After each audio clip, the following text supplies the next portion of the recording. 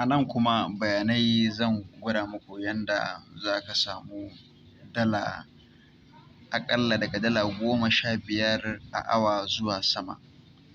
So wannan na yi applying ne domin ya zamanto na samu wani aiki wanda za su rinƙa biya na dala 15 zuwa sama a cikin awa guda ɗaya. So a yanzu dala tana kusan naira 700 da kusan 60, sai ku yi lissafi 760 sau 15.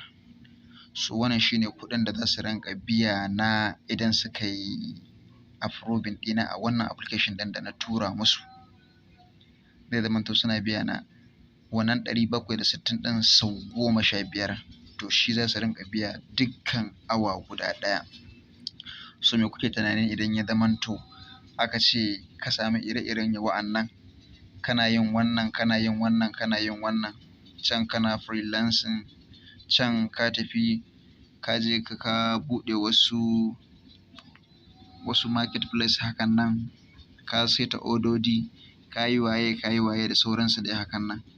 So in Allah ya yarda in kuna bibiyar mu za mu gwada muku abubuwa da yawa wanda za su amfane ku, yanda za ku yi requesting ɗin application ɗinku, sannan kuma da irin method mai kyau da za mu ba ku wanda idan kun yi shi wanda guarantee za su yi successful su karɓi application ɗinku.